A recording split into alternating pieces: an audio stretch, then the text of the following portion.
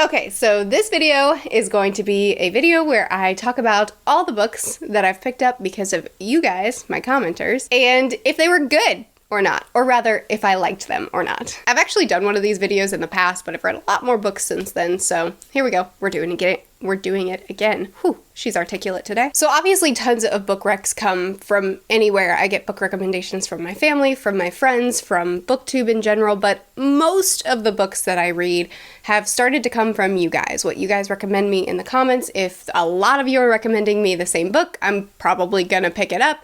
And sometimes it's just one comment where you describe something and I'm like, that sounds perfect. I'm gonna read that now. So most of the books I pick up are because of you guys specifically, so this is kind of a long list, so eventually I'm just gonna have to cut it off, but let's get started. I'm gonna start with a book that actually was definitely something I read before the last time I did this video, but I don't think it was in that video, but I think it deserves to be the first book I talk about, and it's my favorite book of all time, Peter Pan. It's upside down. So Peter Pan was recommended to me when I first wanted to start reading classics. I made a goal for myself 2 years ago maybe, that I wanted to read 6 classics that year because I realized 4 classics, 3 classics, doesn't matter. Because I realized that I had never really given classics a chance. I didn't really have classics assigned to my curriculum growing up. They just wanted us to read and they didn't care what we were reading as long as it was something that we could take tests on, it was in their system. Doesn't matter. So I realized I hadn't really given classics a chance, so I wanted to, and I asked my commenters for recommendations, and Peter Pan was one that came up, and since I had watched the Disney movie, I figured, sure, let's read the book. That might make it easier, and it ended up being my favorite book ever. I have many videos where I talk about how much this book means to me, but also I plan on rereading it in the next couple of months and doing a dedicated review where I will likely cry. So there's going to be a video soon that I can just direct people to. Next, we'll talk about The Name of the Wind. So this is a book that, my brother actually told me to read this book, and I tried, and I DNF'd it. And then later, you guys told me to read this book a lot, and I was really nervous because just nothing about it appealed to me. But I read it, and it was amazing. I have a dedicated review for it. I love this book so much. I love the unique way that Rothfuss told it. I loved how much he took his time with it. I loved how interesting Kvothe was as a character and how much time he spent on the different stages of Kvothe's life. It's certainly not flawless, but wow, is it good. I didn't like book 2. I have a review for that as well. I wasn't a fan, but I'm still really excited to read book 3. When it someday, hopefully, is published. So I'm gonna still call that a win because The Name of the Wind is the one that you guys convinced me to read, and that was the one that I loved, and then I chose to continue on with the second one, and apparently I shouldn't trust me. Next is Assassin's Apprentice, which is another one that y'all recommended to me so much, and I do plan on continuing with the series. I'm sorry it's taken me so long. So Robin Hobb is an author that a lot of people love, and some of my subscribers that I talk to a lot love Robin Hobb. It's your favorite author, and I didn't love Assassin's Apprentice. I thought it was good, I enjoyed it, I gave it 3 stars, but I didn't really latch onto it like I thought I was going to at the beginning of the book. And so I haven't continued on with the series because there are just other things that I'm more excited about at the moment, but I also know that you guys love Robin Hobb so much, and so I know that I need to keep reading. Next is The Bear and the Nightingale, which is a miss. I didn't love this book at all. Oh, I have a review for it too. It's one of those books that's primarily environmental. It's just really focused on Russian atmosphere and folklore. And the story itself, I couldn't really get attached to very many of the characters.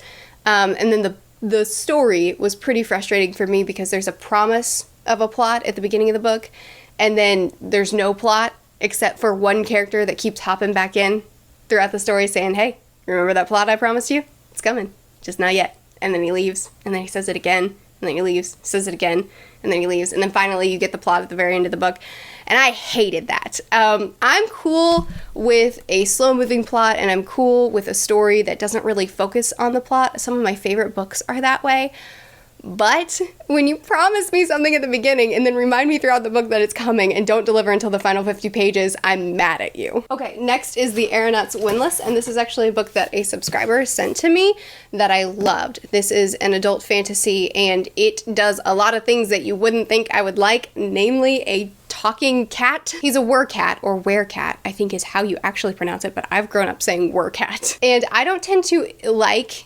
talking animals or animals that can communicate in some way.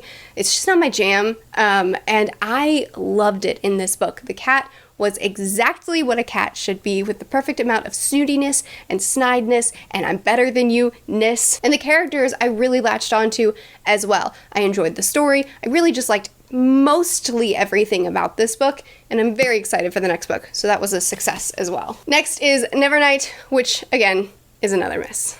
I don't have a dedicated review for this one, but essentially I really didn't like the writing style in this book, which I know is intentionally ridiculous, but man did I not like it. It was extremely flowery, extremely metaphorical, with tons of similes that didn't even make sense half the time. There are footnotes that most people just suggest that you skip, which no. Especially when you're reading the audiobook and you don't have the choice to skip them. Man, that sucked. The language he uses in general, the way he chooses to describe things in pretty much every scene, I would have chosen any other way to do so. The characters, I didn't really have any interest in any of them except the one. And then the story itself, I just don't really like assassin training school plots, so that couldn't be helped. Just in general, this wasn't the book for me. I don't think it's a bad book necessarily, I just didn't like it, so it didn't work. The Silmarillion. So this is a book that I had no intention of reading, and after I finished the Lord of the Rings trilogy, so many people were like, are you gonna read the Silmarillion? Are you gonna read the Silmarillion? Are you gonna read the Silmarillion? I said it 3 times fast. To which I finally said, fine. But half the people were telling me, don't read it, it's horrible. And I loved it. So the Silmarillion is really interesting because it's a collection of short stories, folklore, and world building. And I don't think it was composed ideally. I think that the hardest parts of the book are primarily at the beginning of the book. And I think that's why a lot of people don't tend to enjoy it, is because the biggest slog is what you have to start out with. But there are such interesting, beautiful, and heartbreaking stories in this book. I didn't love everything in it, but there is so much gold inside of the Silmarillion, and when I do my reread of the Lord of the Rings series, I want to do a reread of the Silmarillion as well, because, oh my gosh, some of these stories have really stuck with me. Next is Rebecca, which is another one that y'all recommended to me. I think it was back when I was still fairly new to classics, and I was just asking you guys for as many recommendations as you could give me, because I was realizing that I was loving a lot of the classics that I was reading, and I wanted to just keep being recommended the best ones so that I could latch on to this age. I don't know, it's not a genre, this type of books, and before I start tackling the harder ones. And anyway, Rebecca was one of them, and this is a classic thriller, and it's about a girl who is obsessed with a guy. They get married. Turns out there's a lot of mystery surrounding his late wife, and it unravels. And I have recommended this book so many times, and it's so, oh man, I loved the characters and the setting and the ending, and it's just such a good book. Next is the Black Prism. So this is a series that I have not continued, and I still think I want to, but I'm not entirely sure. This is a series that people kept recommending to me, and I kept putting off because of some of the things I had heard people say, and I wasn't sure that I was going to end up enjoying it. But finally, after so many recommendations, I finally gave it a go, and I loved book 1. It wasn't perfect, but man did I like it. And then I quickly and happily moved on to book 2, which I did not like. Reviews for both linked in the description. I know that I tend to not love the middle book in the series as much as others. I think having a middle book be good seems to be tremendously difficult. So I know that it's a possibility, and I don't know why I keep going into middle books or second books so excited and being let down. But when the first book is so good, you just trust the author. And I really didn't like book 2 at all. And I'm having a hard time moving on to book 3 because I've heard a lot of people say that book 3 also isn't ideal and book 4 is when it gets great. and that's just not encouraging. Maybe someday. Maybe someday. Next is The Shining by Stephen King, which I own, probably. I'll just put up a picture. So, The Shining, Stephen King is an author that I started, once again, hesitantly. I started with Pet Sematary. My friend Daniel sent me a copy, and it was amazing, one of my favorite books of the year. Then I moved on to Misery, which was solid, really good, and then The Shining. And because I had enjoyed both the King books that I had read up to this point, I really thought I'd love The Shining, and I just didn't. Again, there's a review for it. I don't know how many reviews I'm allowed to put in the corner, but they will all be in the description, probably. So The Shining, this is the way I described it in my review. I was excited for a horror novel, and instead I got a really slow, boring book with some horror scenes scattered throughout, but really not that many. And I was bummed by that. It was a very character-driven story, which King definitely focuses on his characters and his characterization and his environment, and I've enjoyed that in the other 2 books of his that I've completed. I have DNF'd 2 of his books, but I have enjoyed that in his other books that I've completed. But in this book, I just didn't care about any of the characters, and so spending so much time in so much of their backstory and their day-to-day life, I couldn't care less, which I guess is one of the risks that you take when you have a very character-focused novel, and this one just didn't do it for me. Jane Austen. This is another book that was recommended to me by you guys when I was trying to get into classics. I was very intimidated by it because of its size. I had, up to this point, been reading very short classics, and it became one of my favorites. Oh, also, I didn't read very much romance back then. I still don't, but I didn't think I was going to like a really long romance classic, but oh my goodness, I love it so much.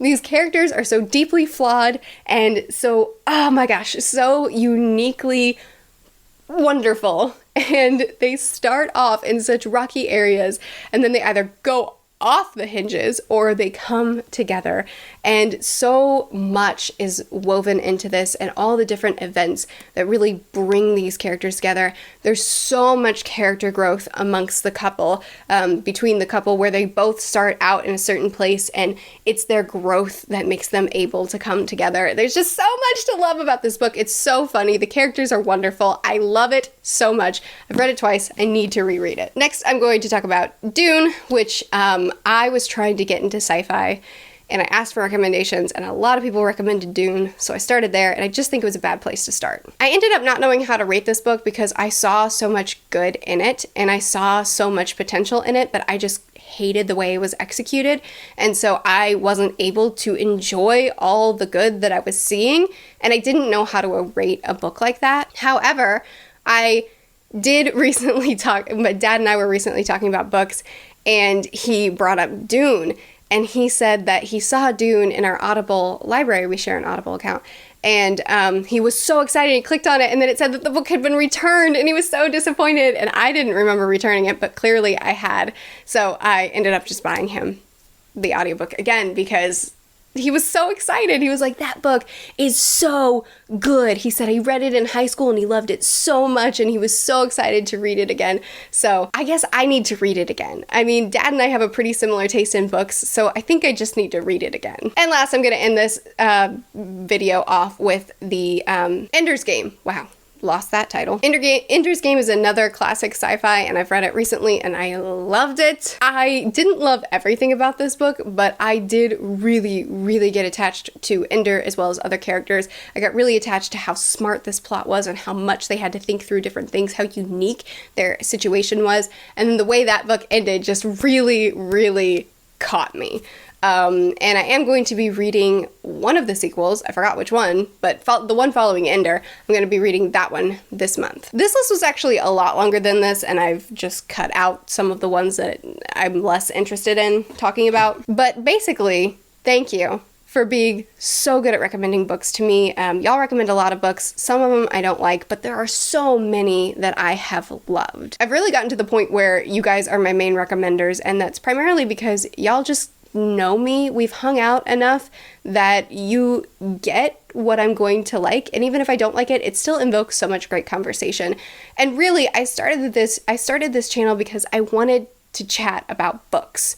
And how can I chat about books if I'm not reading the same thing you guys are? And so I get really excited when you guys recommend books to me because I want to be able to chat about the books that you guys love and you guys want to talk to me about. And it's been an awesome experience for me so far. So thank you for recommending so many awesome books to me. Thank you for being such great people to chat books with.